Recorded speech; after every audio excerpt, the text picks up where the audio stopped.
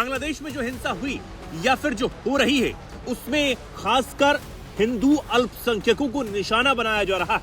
कई ऐसी दिल को दहला देने वाली तस्वीरें और खबरें लगातार बांग्लादेश से सामने आ रही हैं जो हिंदुओं में गुस्सा भरने के लिए काफी है। बांग्लादेश में जो कुछ हो रहा है उसके खिलाफ भारत के अलग अलग शहरों में गुस्सा लोगों में फूट पड़ा है और अब यही गुस्सा बॉलीवुड एक्टर और कोलकाता नाइट राइडर यानी आईपीएल टीम के मालिक शाहरुख खान पर भी फूट रहा है। बांग्लादेश में हिंदुओं की हो रही हत्या पर धर्मगुरु देवकीनंदन ठाकुर से लेकर जगतगुरु रामभद्राचार्य ने इस पर आपत्ति जताई है कि शाहरुख खान ने अपनी टीम में एक बांग्लादेशी क्रिकेटर को शामिल किया है। सवाल ये पूछे जा रहे हैं कि बांग्लादेशी क्रिकेटर मुस्तफिजुर रहमान को आईपीएल टीम में क्यों लिया गया है। इन सवालों को शाहरुख की तरफ उछालकर उनको घेरने की कोशिश हो ही रही थी कि शाहरुख खान के समर्थन में अब ऑल इंडिया मुस्लिम जमात के राष्ट्रीय अध्यक्ष मौलाना शहाबुद्दीन रजवी बरेलवी उतर आए और उन्होंने देवकीनंदन ठाकुर समेत तमाम लोगों को गलत ठहराने का काम कर दिया है। आप खुद ही सुनिए कि शहाबुद्दीन रजवी क्या कुछ कह रहे हैं और उन्होंने साफ तौर पर कहा कि शाहरुख गद्दार नहीं।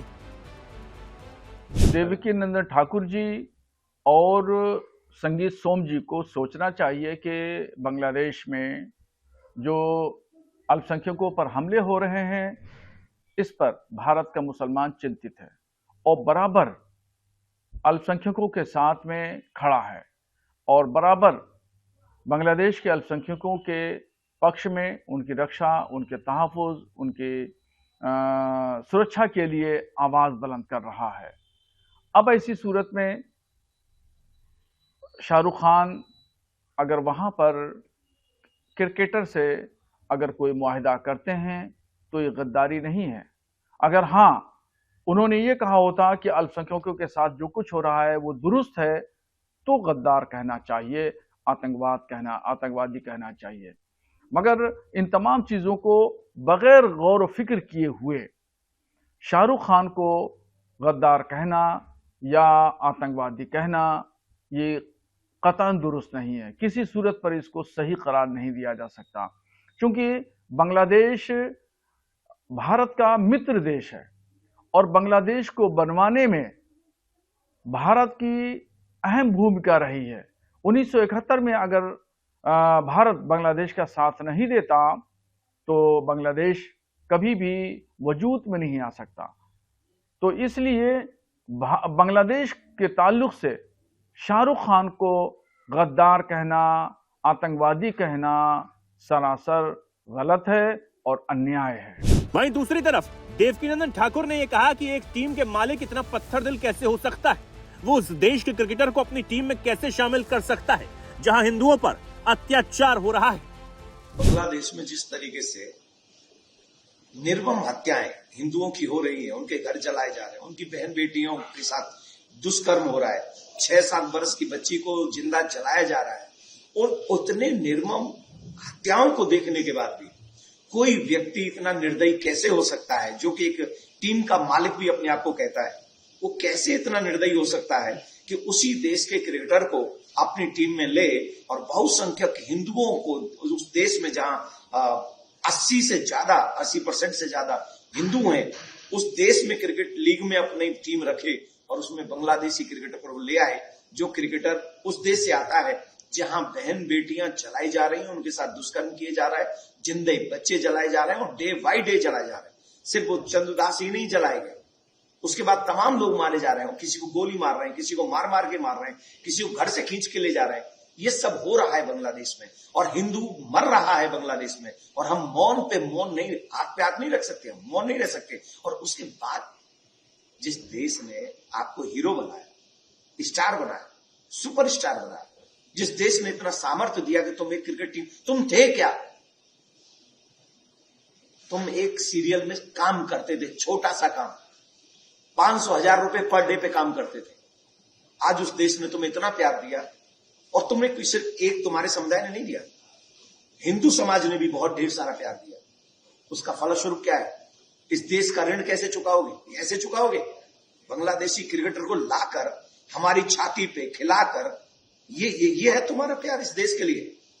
तो हम यही कहेंगे केकेआर का मैनेजमेंट, उनके बॉस ये समझे और उस क्रिकेटर को बाहर करें। 9 करोड़ 20 लाख रुपया जो उस क्रिकेटर को दे रहे हैं, वो पैसा अगर जो बच्चे हिंदू वहां मारे जा रहे हैं, वही पैसा एज ए क्षमा, सॉरी फील करते हुए उनके रिश्तेदार अगर हिंदुस्तान में हैं, तो उनके हिंदुस्तान में उन क्रिकेटर उन हिंदू बच्चों को देने चाहिए, जिससे कम से कम ये पता लग सके कि हाँ, इनकी संवेदना हम हिंदुओं के साथ है।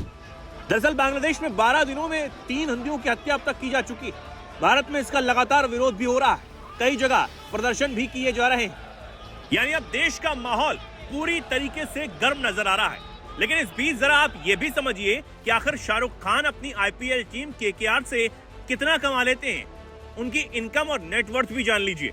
दरअसल शाहरुख खान केकेआर से मोटी कमाई करते हैं। रिपोर्ट्स की माने तो वो इससे करोड़ों में कमा लेते हैं। शाहरुख खान टीम से हर साल 250 से 270 करोड़ कमाते हैं। वो इसमें से अपनी टीम पर 100 करोड़ खर्च करते हैं। टीम पर पैसा खर्च करने के बाद शाहरुख के पास 150 से 170 करोड़ तक बच भी जाते हैं और उनमें और उनके पार्टनर में बांट दिए जाते हैं। यहाँ बता दें कि शाहरुख को केकेआर के लिए बीसीसीआई की तरफ से टीवी टेलीकास्ट और स्पॉन्सरशिप से होने वाली कमाई का कुछ शेयर मिलता है। इसके अलावा brand endorsement, match fees, franchise fees, prize money से भी शाहरुख की कमाई अच्छी खासी हो जाती है। वहीं ये भी देखा जाए कि केकेआर की वजह से शाहरुख खान की नेटवर्थ में बहुत तेजी से और बहुत ज्यादा इजाफा देखने को मिला है। हुरून इंडिया रिच की 2025 की रिपोर्ट ये कहती है कि शाहरुख खान की नेटवर्थ 12,490 करोड़ हो गई। इसमें उन्होंने काफी कमाई केकेआर से की है। वहीं आपको बता दें कि शाहरुख खान की केकेआर की पार्टनर जूही चावला और उनके पति जय मेहता भी। कोलकाता नाइट राइडर्स में शाहरुख खान की 55% हिस्सेदारी है। उसके बाद 45% जूही और उनके पति जय मेहता की है। तो शाहरुख को बांग्लादेशी क्रिकेटर को अपनी टीम में खरीदने के लिए गद्दार कहा जा रहा है, लेकिन अब उनके समर्थन में ऑल इंडिया मुस्लिम जमात के राष्ट्रीय अध्यक्ष मौलाना शहाबुद्दीन रिजवी बरेलवी उतर आए। देखना होगा कि यह बवाल कहां जाकर थमता है और जब आईपीएल की शुरुआत होगी तो क्या केकेआर अपनी टीम से बांग्लादेशी क्रिकेटर को हटाते हैं या फिर नहीं।